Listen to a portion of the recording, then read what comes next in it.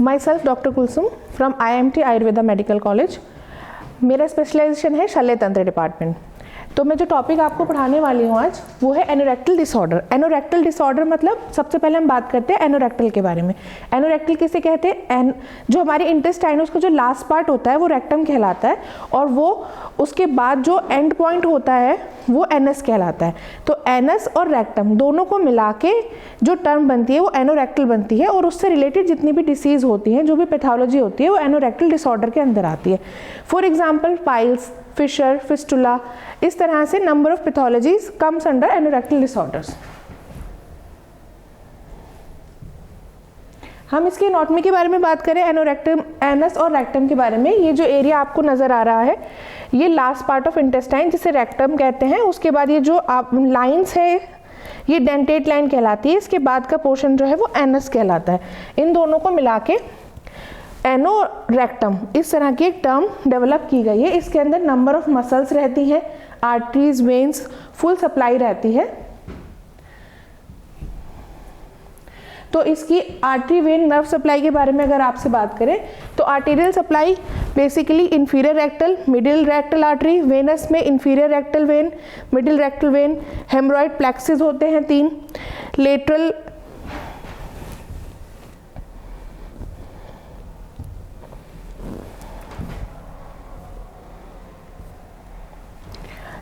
Anterior lateral और posterior lateral, इस तरह से लिम्फेटिक ड्रेनेज होती है।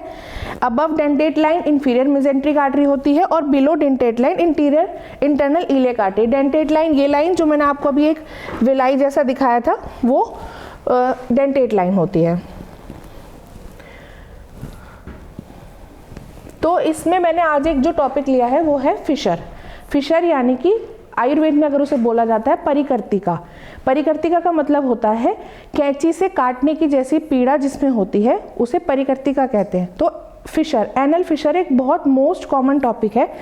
90% लोग जो है वो इस पैथोलॉजी को सफ़र करते हैं और उन्हें पता भी नहीं होता कि उनकी बॉडी में क्या डेवलप हो रहा है। तो हम आज उसी टॉपिक के बारे में बात करेंगे, एनल फिशर के बारे में। फिशर का मतलब हो गया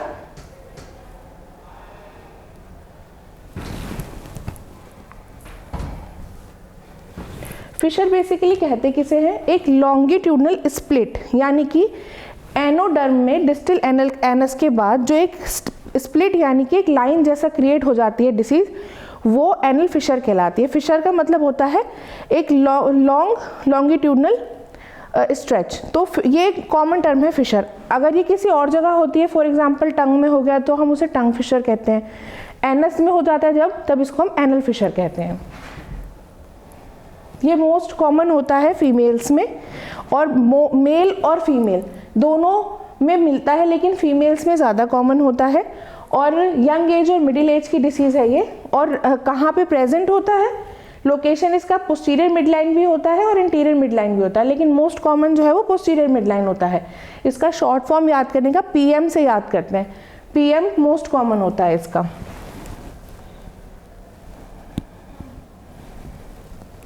अब इसकी पैथोलॉजी के बारे में बात करें तो ये फिशर 2 टाइप का होता है, एक्यूट फिशर और क्रॉनिक फिशर।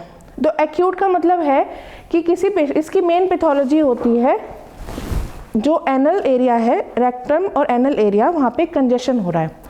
तो मेन पैथोलॉजी इसकी वही है। फॉर एग्जांपल कोई कॉन्स्टिपेटेड पेशेंट है, उसको प्रेशर वॉशरूम में ज़्यादा लगाना पड़ रहा है, तो वहाँ पे जो एरिया है उस पे कंजेशन हो रहा है, जिसकी वजह से जो स्किन है वहाँ पे टियर हो जाता है, कट लग जाता है। तो एक्यूट का मतलब हुआ कि अभी रिसेंटली पेशेंट को एक कट लगा जिसकी वजह से उसको ब्लीडिंग हो गई। तो ये तो हुआ एक्यूट फिशर। अब हम बात करें सेकेंडरी फिशर की। कुछ टाइम के बाद जाके अगर वो इस स्टेज पे ट्रीटमेंट नहीं लेता है तो ये कंडीशन परसिस्ट करती रहती है, और परसिस्ट करते करते करते ये सेकेंडरी में कन्वर्ट हो जाती है। अब सेकेंडरी के अंदर क्या क्या चीज़ें इन्वॉल्व हो जाती है?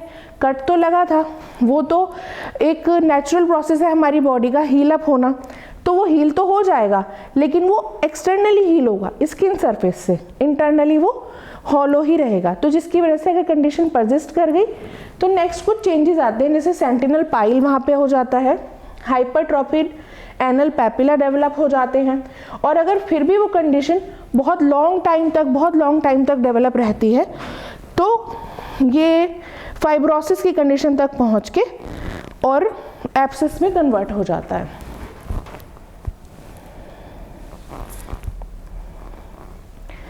इसकी मेन इटियोलॉजी क्या है? Basically trauma. ट्रॉमा ऐसे नहीं कि कोई चोट बाहर से ही लग रही है, इंटरनल ट्रॉमा भी हो सकता है। जैसे आपको मैंने अभी बताया, कंजेशन होना, कॉन्स्टिपेशन हो रहा है, एनल एरिया है, बहुत डेलिकेट एरिया होता है, कॉन्स्टिपेशन कंटिन्यूसली हो रहा है, तो वो जो एनएस एरिया है वहाँ पे एक ट्रॉमा हो रहा है, बार बार वहाँ रबिंग हो रही है, रबिंग होने की वजह से उसमें एक ट्रॉमा हो रहा है, ट्रॉमा होने की वजह से वहाँ पे फिशर का कट डेवलप हो रहा है। या फिर किसी पेशेंट को लूज मोशंस हो रहे हैं, लूज मोशन का मतलब वो कंटिन्यूसली उसकी बॉडी से फ्लूइड आउट हो रहा है, तो वो एरिया ड्राई अप हो रहा है, ड्राई अप होने से उसकी बॉडी में वो फिशर का कट डेवलप हो जाएगा।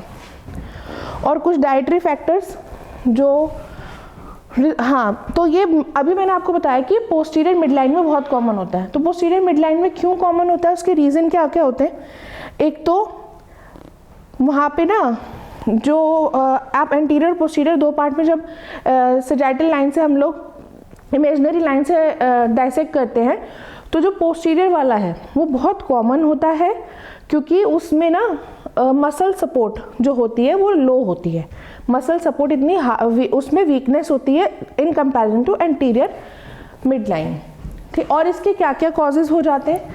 जैसे आपकी बॉडी में raw food, whole grain bread, vegetables, ये सब आप नहीं लेते हो, ठीक है, वाइट ब्रेड, सॉसेज जैसे वो ज़्यादा है इनटेक में आपके, या फिर आजकल जैसे आजकल की पॉपुलेशन ये फास्ट फूड, जंक फूड ज़्यादा खाती है, बॉडी हमारी फ्लूइड ज़्यादा इनटेक मांगती है पर हम लेते नहीं हैं, तो इसकी वजह से बॉडी में एक ड्राइनेस, एक ड्राई अप हो जाता है जो कॉन्स्टिपेशन में कन्वर्ट हो जाता है। कुछ डिसीज़ भी हैं जो एनल फिशर के लिए रिलेट करती है, जैसे क्रोहन्स डिसीज़ हो गई, पहले कोई एनल सर्जरी हुई है या फिस्टुला क्रिएट हुआ था उसकी वजह से हो गया, ये भी एटियोलॉजी के अंदर आता है। अब हम इसकी पैथोलॉजी के ऊपर बात करें तो सबसे पहले आप देखो कि एक ट्रॉमा हुआ जिसकी वजह से परप्यूटेशन ऑफ द फिशर होगा, यानी कि इंटरनल एनल स्फिंक्टर में एबनॉर्मेलिटी डेवलप हो गई।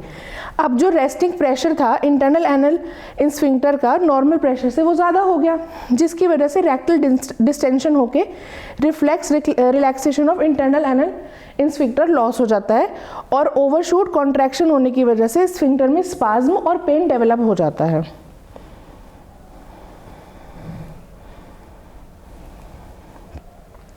क्लिनिकल फीचर इसके क्या क्या रहते हैं? मोस्ट कॉमन क्लिनिकल फीचर रहता है पेन और स्पाज्म, और इसका पेन भी एक स्पेसिफिक पेन होता है जो कि शार्प शूटिंग पेन कहलाता है, क्योंकि जब आपके कट लग जाता है नॉर्मली भी कहीं स्किन में तो एकदम से पेन बहुत ज़्यादा होता है, तो शार्प शूटिंग पेन फिशर का एक सिग्निफिकेंट फीचर है। उसके अलावा कॉन्स्टिपेशन रिकरेंट होता है उसका, और वो वर्सन होती जाती है कंडीशन। और ब्लीडिंग कैसी रहेगी? स्मॉल अमाउंट में ब्लीडिंग होगी। 70% पेशेंट जो है वो कंप्लेन करते हैं कि टॉयलेट पेपर पे या टॉयलेट सीट पे उन्हें ब्राइट रेड कलर का ब्लड स्टेन देखने को मिला है, ठीक है। डिस्चार्ज कैसा रहेगा? डिस्चार्ज अगर कंटिन्यूएशन में जारी है ये डिसीज़ तो पस भी आ सकता है, कुछ वाइट डिस्चार्ज भी वहाँ पे क्रिएट हो सकता है।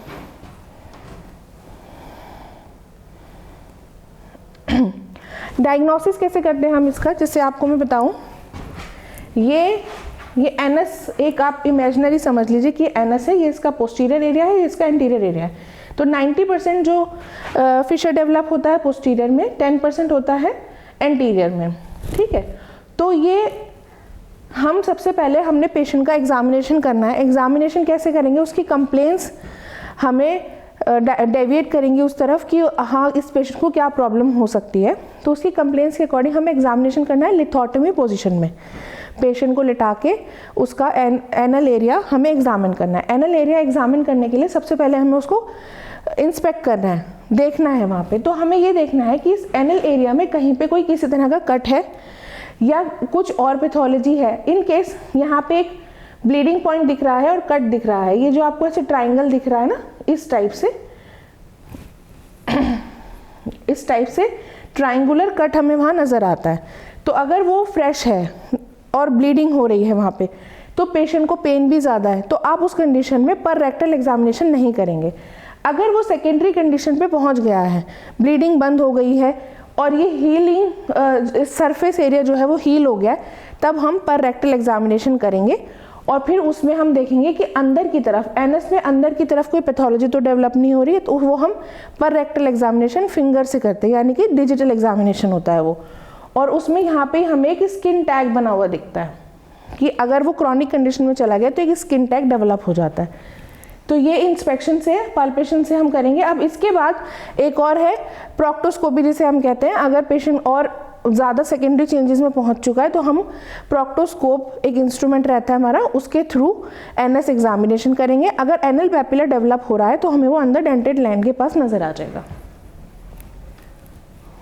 अब इसके ट्रीटमेंट की अगर हम बात करें तो सबसे पहले इसका ट्रीटमेंट है कि आपके जो कॉजेज़ हैं आपको उन्हें छोड़ना है, डाइटरी चेंजेस लेके आने, डाइट में फाइबर बहुत ऐड करना है और आपको फ्लूइड ऐड करना है, ताकि जो बॉडी में कॉन्स्टिपेशन डेवलप हो रहा है, क्रिएट हो रहा है, उसकी वजह से वो सेटल डाउन हो जाए। तो हमें सबसे पहले ये डाइटरी चेंजेस करना है। उसके बाद हमें क्या ट्रीटमेंट करना है कि हमने बल्क एजेंट्स ले लिए और सिट्स बाथ एक आपको एक टब लेना है जिसके अंदर आप ल्यूकवार्म वाटर रख के अपना ऐसे बैठना है कि आपका एनल एरिया जो है वो डिप हो जाए।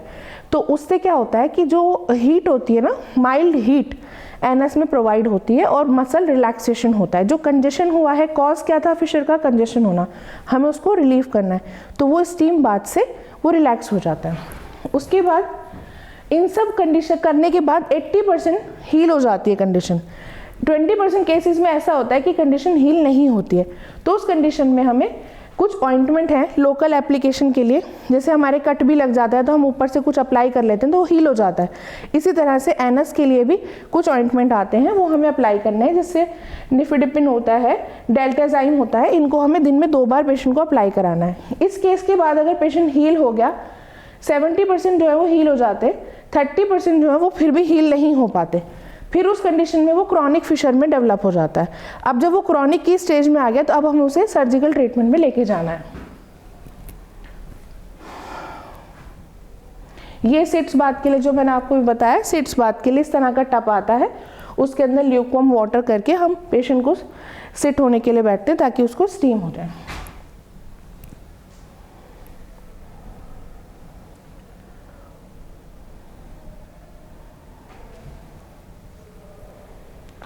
अब जब पेशेंट क्रॉनिक स्टेज में पहुंच गया फिर भी हील नहीं हुआ तो अब हमें उसे ऑपरेटिव मेजर्स पे लेके आना है। और ऑपरेटिव मेजर्स इसके क्या क्या होते हैं? सबसे पहले एक है पोस्टेरोलेटरल इंटर स्फिंक्टरोटॉमी। ये ओपन होती है, क्लोज होती है। ओपन में हमें क्या करना होता है, जो हमारे स्फिंक्टर होते हैं हम उनको थोड़ा सा कट लगा के एक 1 mm के आसपास मसल को रिमूव कर लेते हैं वहाँ पे, तो वहाँ पे जो मसल का कंजेशन है वो रिलीव हो जाएगा। तो हम 2 कंडीशंस में करते हैं, ओपन और क्लोज। ओपन में हम क्या करते हैं, उसे सेल्फ हील होने के लिए छोड़ देते हैं, और क्लोज में अगर हमें बड़ा थोड़ा कंडीशन ज़्यादा क्रॉनिक थी, थोड़ा बड़ा कट लगाना पड़ा, तो हम उसे सूचर्स के थ्रू क्लोज कर देते हैं। ये इसका सर्जिकल ट्रीटमेंट है।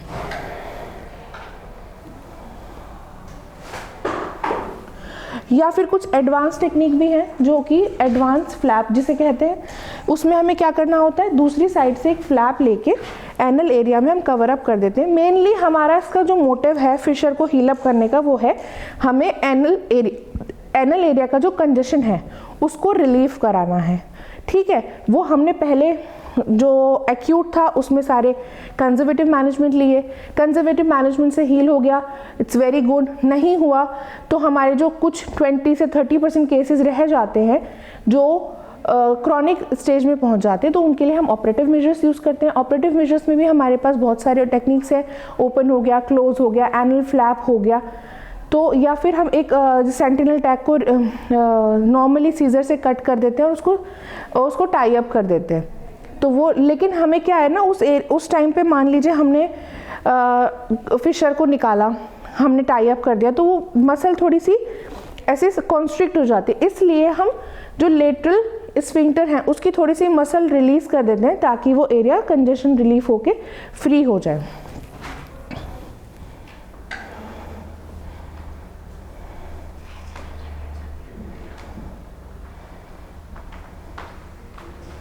कुछ और भी एजेंट्स हैं जो टॉपिकल मैनेजमेंट के लिए हम लोग यूज़ करते हैं, जैसे बोटुलिन टॉक्सिन हो गया, आर्जिनिन हो गया या सिल्डेनाफिल हो गया। ये बेसिकली क्या है कि आप इस डिसीज़ का मतलब ये है कि एक आपको कोई भी डिसीज़ है उसको पहले आपको कॉज समझना है, फिर उस कॉज की वजह से क्या पैथोलॉजी हो रही है और उससे हमें किस तरह से हमें ट्रीटमेंट लेना है। इधर हमें मेडिकल ट्रीटमेंट लेना है, सर्जिकल ट्रीटमेंट लेना है, it's completely up to the condition of the disease. तो फिशर एक मोस्ट कॉमन प्रॉब्लम है जो इस वर्ल्ड वाइड 90% लोग फेस करते हैं, पर उसे सीरियसली ना लेके अनहील्ड छोड़ देते हैं, जिसकी वजह से वो क्रॉनिक में कन्वर्ट हो जाता है, जो इन फ्यूचर आगे जाके फिस्टुला में, एब्सेस में, इन सब चीज़ों में डेवलप हो जाता है। और 90% जो फीमेल होती हैं, फीमेल क्यों मोस्ट कॉमन होती हैं? बिकॉज आफ्टर नॉर्मल डिलीवरी में जो प्रेशर लगता है बॉडी के थ्रू, तो वो एनल एरिया हमारा डेलिकेट तो होता ही है, उस एनल एरिया की जो स्किन होती है वो प्रोट्रूड आउट हो जाती है। 90% जो फीमेल्स होती हैं, जितनी नॉर्मल डिलीवरी हुई है, मान लीजिए 100 फीमेल्स में से 90% अगर फीमेल को नॉर्मल डिलीवरी हुई है, तो उन 90% में से 80% फीमेल वो एनल फिशर्स उनकी बॉडी में डेवलप हो जाता है, उन्हें पता भी नहीं चलता और वो अनट्रीटेड रह जाती हैं, जो क्रॉनिक स्टेज में पहुंच जाता है। और बीइंग अ फीमेल वो थोड़ा एरिया ऐसा है कि वो शाई होती हैं उसके ट्रीटमेंट के लिए, तो वो परसिस्ट करता रहता है और एक टाइम पे आके वो टैग या तो बहुत बड़ा हो जाता है जो डिस्कम्फर्ट करता है, पूरे एनस को कवर कर लेता है, या फिर कोई और पैथोलॉजी में कन्वर्ट हो जाता है। तो फर्स्ट ऑफ ऑल आजकल की जो डाइटरी हैबिट्स हैं, जैसे जंक फूड्स हो गया या फाइबर को कम लेना, या हमारी बॉडी, हम मैक्सिमम सभी फीमेल्स या मेल आजकल वर्किंग होते हैं, वर्क प्लेस पे क्या होता है, हमें प्यास लगी है, हमने पानी नहीं पिया, बॉडी हमारी अंदर से पानी मांगती है लेकिन हम लोग उसे डिहाइड्रेट रखते हैं, तो हमारी जो इंटेस्टाइन है वो ड्राई अप रहती है, जिनकी वजह से कॉन्स्टिपेशन डेवलप होता है। तो मेजर कॉज जो है इसका वो कॉन्स्टिपेशन है, ड्राइंग अप है, कंजेशन है, जिसकी वजह से ट्रॉमा डेवलप हो रहा है। तो हमें बेसिकली उस ट्रॉमा को रिलीव कराना है और वो अपने जो पॉजिटिव फैक्टर्स हैं उन्हें छोड़ देना है वहीं पे। इन केस फिर भी किसी को अगर डेवलप हो जाता है तो ये बहुत से लोग ऐसे होते हैं जो शर्माते हैं इस डिसीज़ को डॉक्टर के पास जाके बताने में, तो वो नहीं करना चाहिए, ताकि अर्ली स्टेज में एक्यूट कंडीशन में ये मेडिसिनल ट्रीटमेंट से ही कवर अप हो जाए, अदरवाइज इसका सर्जिकल इंटरवेंशन तक पहुंचना पड़ता है। Thank you so much.